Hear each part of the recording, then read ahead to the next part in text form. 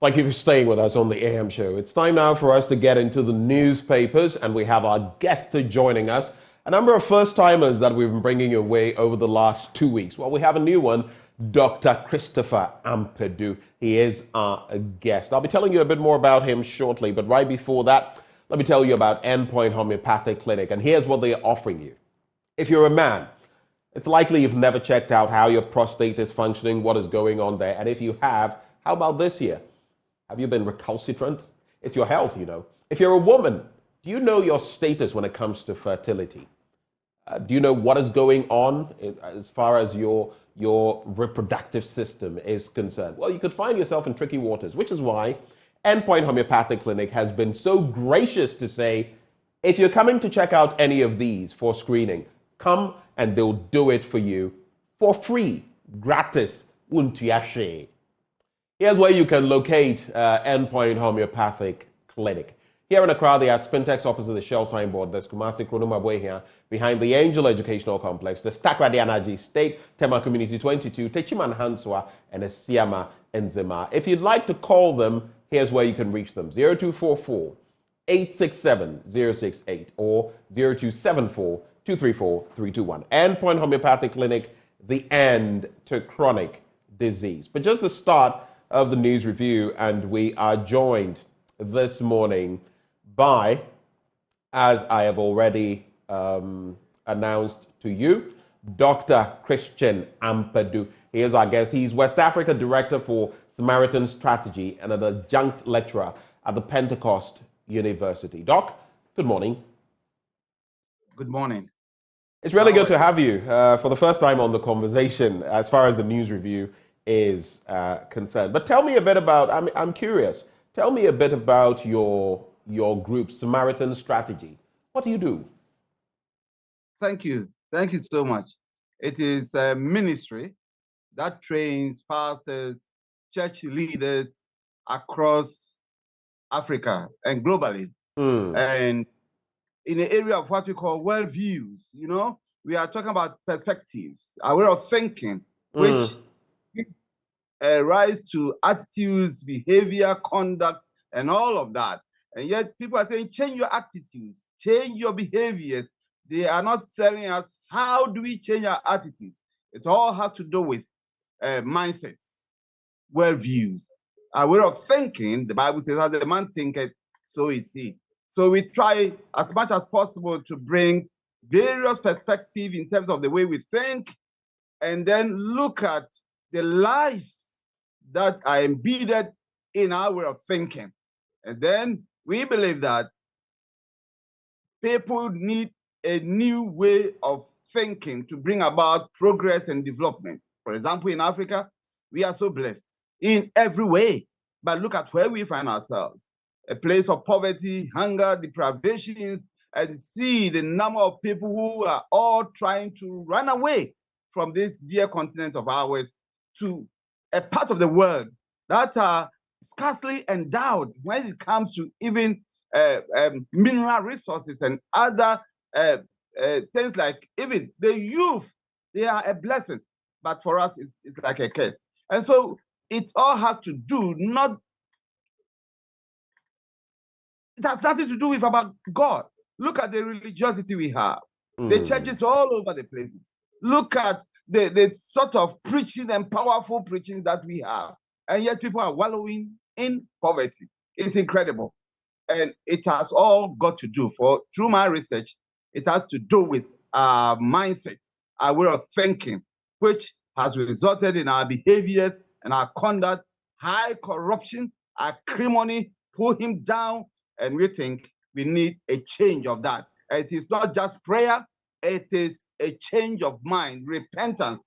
And we do this teaching pastors, church leaders, godly people all across the nations to bring them in line with godly principles, godly values.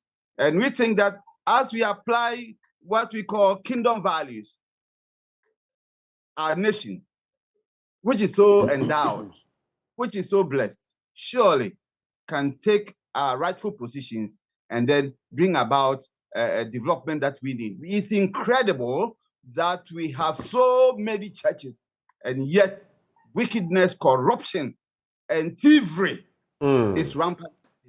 We need a paradigm shift. It's not too much prayers, a change of mindset and attitude. That does not come ordinarily. It comes through intentional application of godly principles. And I couldn't agree with you more on the points that you're making.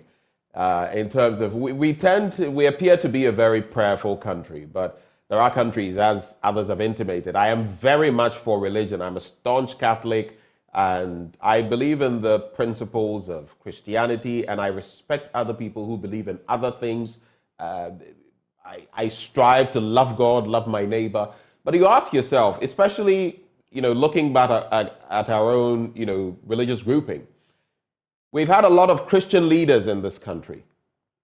And in terms of the presidency, yes, vice presidency, we've had some Muslims, among others.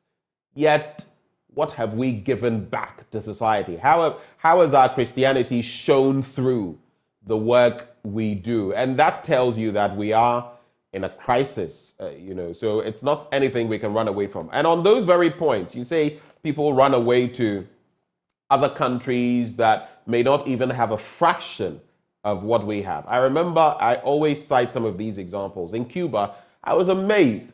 They have cars from the 50s, 60s, still running in pristine condition on the back of the embargo. They were able to do so many things. They realized that, okay, we have barely any natural resources. And to add to that, an embargo has been placed on us. What do? They went hard on tourism. Go there, pristine beaches. They have the tourism sector, it's burgeoning, at least as of 2011, 2012, when I was in that country. Yet we sit on so much in this country and we do nothing, practically nothing with it. On Friday, there was a simulcast of our show. We went to the eastern region in the Akuapem area to shoot from Safari Valley Resort. And trust me, some aspects of the road I had to drive myself. Terrible. And you expect someone to, say, I am going on some sort of relaxation or vacation within the country, or staycation, if you like, staying within the country. You don't expect that because the roads are terrible. By the time you come back, your shocks are, your car, your tires, your car is very dirty. I mean, it's a put-off, but that is what it is. Let's tie that to what Mr. President is saying in the Daily Graphic. Save democracy in sub-region, President urges ECOWAS Parliament. Now, President Akufo-Addo has stated that, quote, democracy in West Africa is in danger. Mr. President, why is that? And has therefore charged the ECOWAS Parliament to, quote, work harder to entrench the principles of democratic accountability in the citizens. The president said democracy in the region had been seriously subverted by, quote, the attempted confiscation of democracy by elites who engage through legal antics in the manipulation of constitutional rules and the subjugation of the institutions of the republic with the sole aim of remaining in power. He therefore charged members of the Parliament of ECOWAS to find solutions to the emerging remilitarization of governance, the attempted confiscation of democracy by elites, and the wanton desire to destroy democracy by terrorist groups and armed criminal gangs in the region. Doc, when the president talks about the attempted confiscation of democracy by elites, I don't know exactly what he means, because his own comrade, good friend, Alassane Ouattara, has played the shifting game with elections and is serving a third unconstitutional term. They forced it to become constitutional. We have seen the things that have happened in the sub-region, and Mr. President is talking about the fact that democracy in West Africa is in danger. But of course, if the right things are not being done, our brand of democracy will be in danger. Your take? Of course. You see, that is the hypocrisy we have in our politics. Because you can't be talking about one thing and doing nothing. And you see, that is, for me, the disappointment I have in our politics. Some people think politics is just telling lies and just trying to say words to show that you are really a leader. But you see, I believe political activities have to do with truth. the reality we have. Now, as you rightly said, how can you say that our democracy is in danger when you don't go to the roots of the problems that give rise to this dangerous development in our political life in West Africa? As you write, look, Ouattara did the wrong thing, and Ouattara is your good friend. You did nothing. You rather help him and attended, his inauguration, which means that you surely supported what he did. And so, what we do, people are surprised. The constitution is diverted, and high unemployment, the national resources that are being given to you to work hard and make sure that the youth get jobs doing, or the resources are allocated so well that we have a development and progress. We don't see it, and yet people are getting, fabulously rich and using money. Even when you are driving alone, the number of cars that follow you, look at the spending of the government, and yet majority of the people are suffering. They are in poverty, and they are in hunger and deprivations. And you are talking about democracy being in danger? Of course, by your attitude, by your behavior, by your conduct, you are giving opportunity for democracy to be in danger. And so it is not just a matter of talking about it, it's a matter of working towards bringing democracy home such that people value, cherish, and appreciate that to be in democratic dispensation doesn't mean that we sit down for few people to have a lot at the expense of the majority. Democracy does not mean that you give contracts and give work to only party people or to family members when highly qualified people are on the other side of the political divide, and yet you don't care for them, or majority of the people are living. Look at the demonstrations we recently had. Now, that came about as a result of the fact that people are suffering. People are really in need. Now, if consistently this sort of a demonstration result in rioting and result in other things else, who have given credence to this? It is our governance system, which has not given credence to the democracy that we all voted for. And so I think it is not just enough to talk about it. It's go to the root causes. What give rise to these kind of things? What can we do to ameliorate and then to remove this kind of discrepancies? I'll tell you this much. We are very good at identifying problems.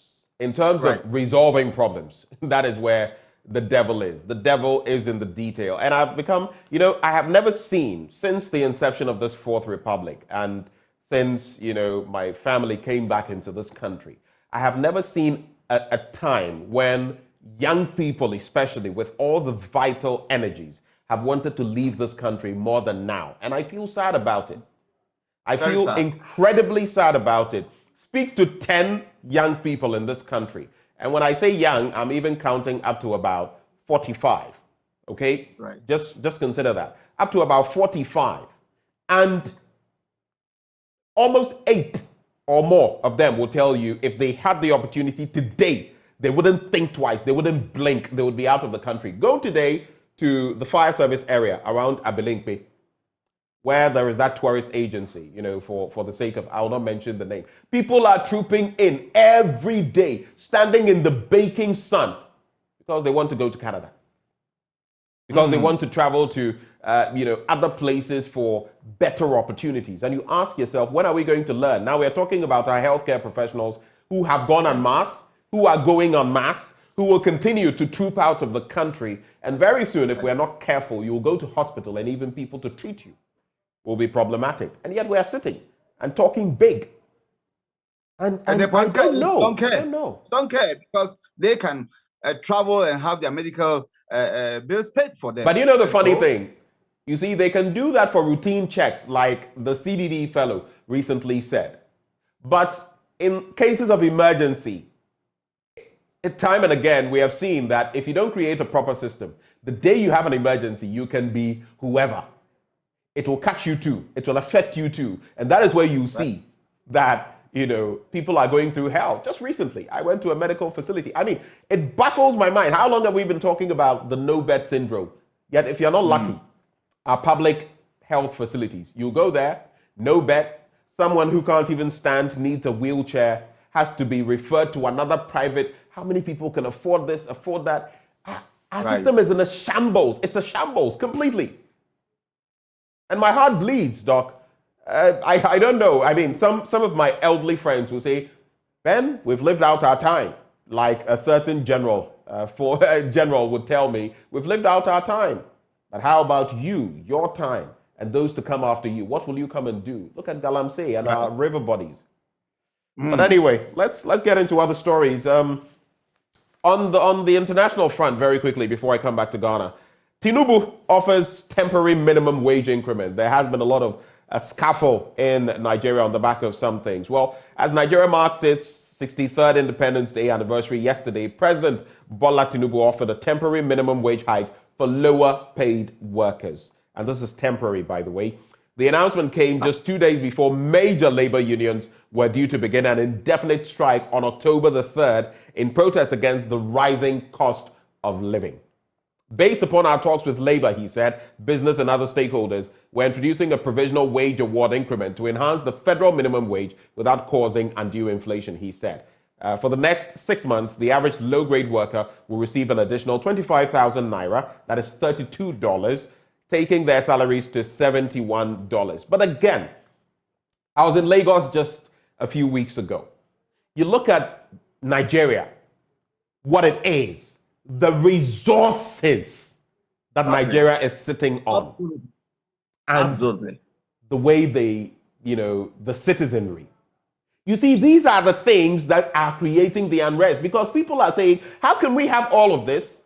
Leave it to foreigners who come and give us paltry royalties. And we in our own country are struggling. And to make it worse, you have the situation where, for example, the Chinese and others have taken our own resources hostage with Galamsey. And they are doing it in cahoots with people in government.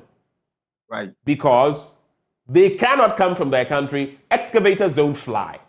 So excavators go through roads. They go through certain places. There's connivance. You go to certain areas, and our very own Erastus Asaridonko will tell you, you get a call from this person, hey, that is my concession, or hey, there's a call from above that let those people go. And we claim we're doing something. It's pathetic. Right? It's pathetic. But let me add this and then get your reactions quickly. International Day of Older Persons. Pass Aged Persons Bill into law. John Mahama to Parliament. Parliament must speedily pass the Social Protection and the Aged Persons Bill into law to give proper care and social services to the aged in the country, former President Mahama has stated. He further called on the government to be, quote, sensitive to the plight of the aged by putting in place effective measures to avoid passing on expensive healthcare. Healthcare comes again.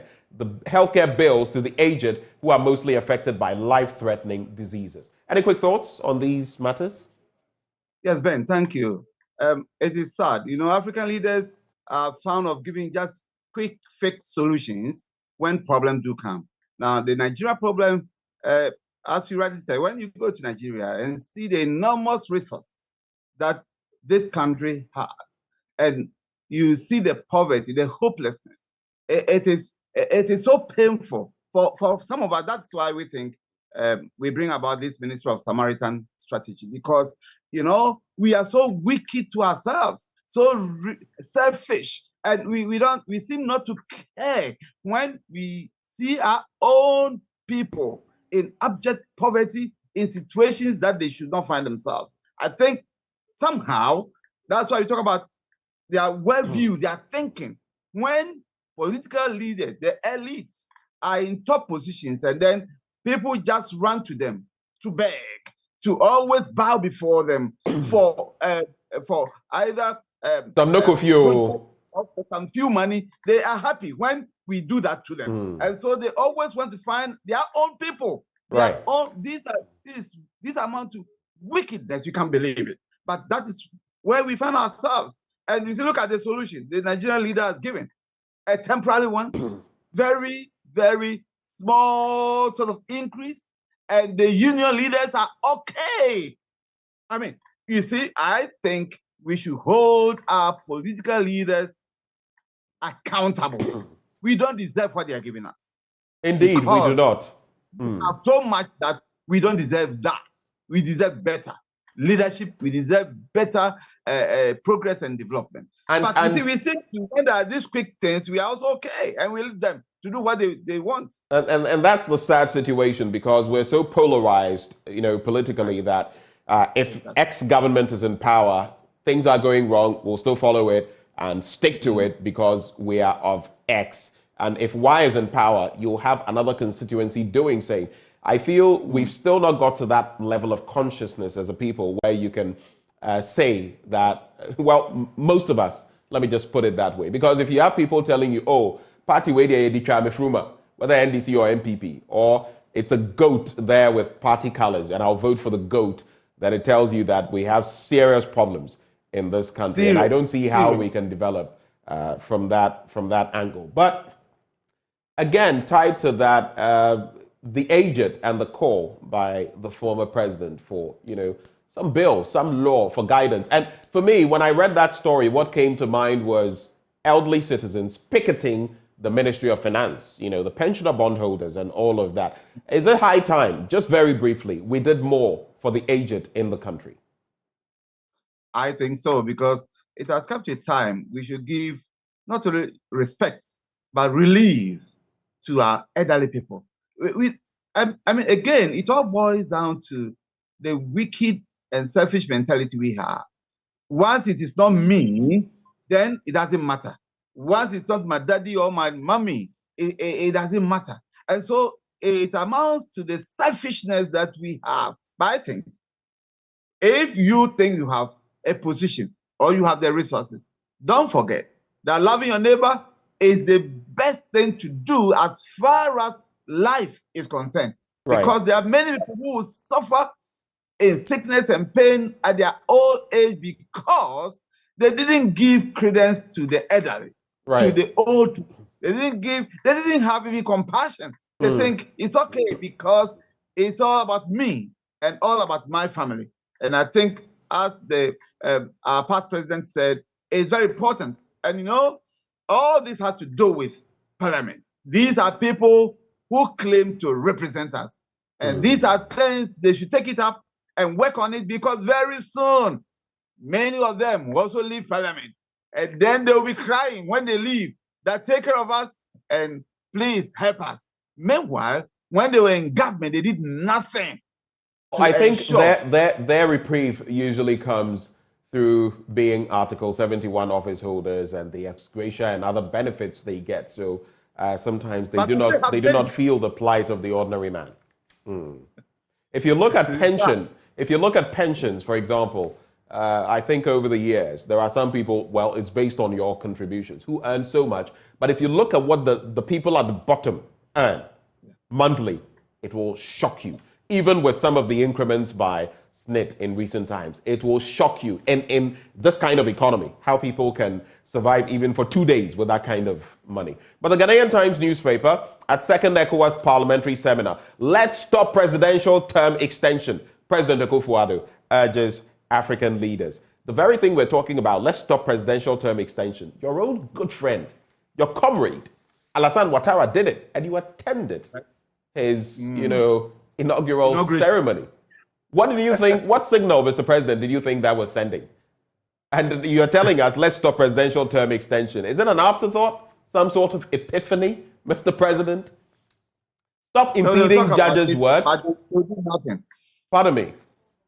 They will talk about it. When they talk about it this way, you think they are patriots. You think they are people who care for the constitutional development of nations. But then they go to their own friends and say something different. And this is what I'm talking about, the hypocrisy we have in our African political history. People say one thing, their behavior and conduct is different. So there's a whole lot of hypocrisy in the actions of our political leaders, and I think it must stop. We must mean what we say, not just talk about it. Stop impeding judges' work, Justice Doche to chiefs. Let me take a quick look at that.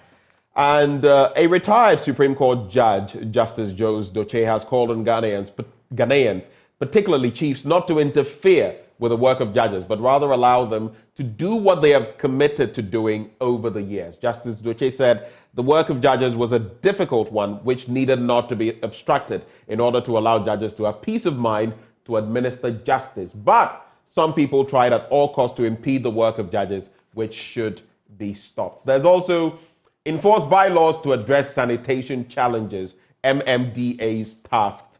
The heavier rainy season is with us again, and our level of filth is showing once more. But let me just take a quick look at the Daily Guide before you come in with your reactions. Educhum is most innovative education minister. That's according to the Presby moderator. We've not bribed Kennedy Japong for Veep. And Kennedy Japong has touted that some elders from the MPP attempted bribing him and all of that. And then you would hear someone who speaks, I think Dr. Gideon Boako, coming to talk about it. And then the question is, so these elders and the hijacking sentiments and who received what and why is, it's a whole hodgepodge, but you know what it is in our country and our politics. Agenda 111 hospitals coming up, and Mr. President says quite a number of them are about 52% complete, and they will be done. Time will tell. I am tired of this vicious cycle where we do not complete projects. Another administration comes in, sets it aside, all at the cost of the taxpayer. I pray it's able to be done, looking at where our healthcare is. Any quick thoughts?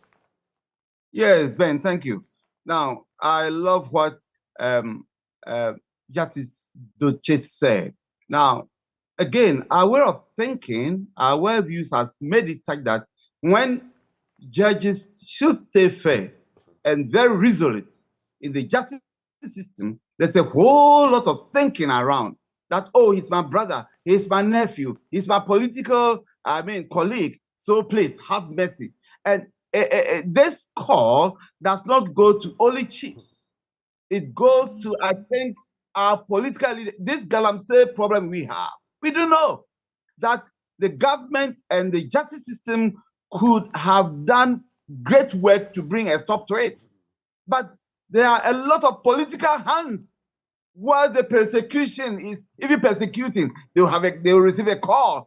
Please, this guy is our guy, so leave him. I know there are people even who have resigned from the justice system because the pressure that comes to them from the political leaders and some chiefs or high-level people, it's so much that they can't contain the pressure and they have to leave. Now, why is it so? Why is that we cannot even allow the justice to run fairly? We train people who should have the right thinking and the fairness to bring justice. And yet, even though we claim we want justice, we are the same people who would just go around it, manipulate, and then disengage it just because it is moving towards us to really be against us. Right. We have a problem, Ben. And our problem, I think, has to do with the people. And I think that's why we need a new mindset, a new attitude, a new behavior, because the justice system, if you look at the judges, at least the Supreme Court, you can be sure of good judgment. But then the influence, the pressure that comes to them is so enormous. Yeah, now, when we go to our education minister, well, I have known him personally. I know him when I was reading my PhD, and I think that's a guy that is hardworking, very industrious, and creative. Even in the US, among the whites, these Americans, his respect is very high, even in Los Angeles. And I think he is giving somehow his best to us in terms of creative thinking in education. But you know, we still have a problem, the mentality problem, the sort of antagonisms, the sort of pull him back or pull him down attitude. Right. A lot of, and even the pressure that comes internally from the political elites of his own party will not allow him to give all his best Well, to his country. That's definitely a conversation we can have some other day. Our time has run out, Doc, but just to run through other headlines. The finder, cocoa farmers in Ghana enjoy $211 more per ton than their Ivorian counterparts. Speak against term limit extensions, Mr. President, but he didn't live by it, Mr. President, when your friend did it. The custodian resists manipulation of constitutions, Afenyo Markin to ECOWAS citizens. But Alassane Ouattara did it, and we looked on, Mr. Markin. Anyway, those are the stories we have lined up for you. There's also Economy Times. Government saves $2 billion as it puts on hold debt servicing. As it puts on hold debt servicing. Economy activity, or economic activity, I should put it, shrinks. Well, that's all time will allow us, Doc. Thank you so much for joining the conversation this morning, and I wish you the very best of the week. God bless. All right. That is Dr. Christian Ampadu. He is West Africa Director, Samaritan Strategy, and then adjunct lecturer at the Pentecost University. Before we go, let me just let you know, the 34th CIMG Awards were held yesterday, and guess what? We came home with quite a number of awards. Top online platform, radio program of the year, the Super Morning Show. My brothers and sisters there making us proud. And then again, we came through TV program, NSMQ partnership program with Prime Time on Joy News. We bagged all of these awards, and definitely we have every right to celebrate them. That is why we are the Multimedia Group. Thank you for always being there for us and propping us this high.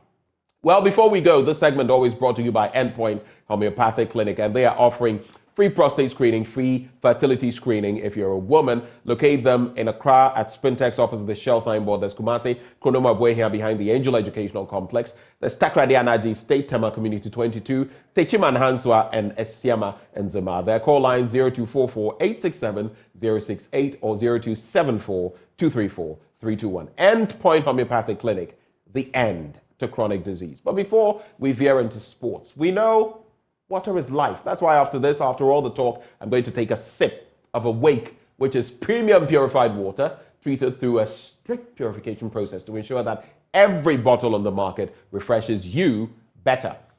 We also have the perfect sizes for all purposes. 330, 500 milliliter bottles to fit your pockets and bags, 750 milliliters for the heavy drinkers, and 1.5 liters for those who always want more. Like more.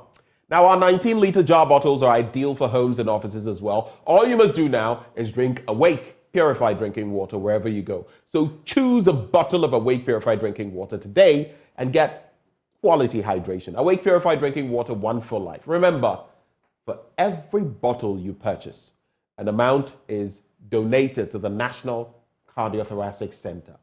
It's another quality product by Casapreco Company Limited. For bulk purchases, please call 0262 351-251. This advert is FDA approved. And our sports with Muftar Nabila Abdullahi is heavily approved by you. That up next.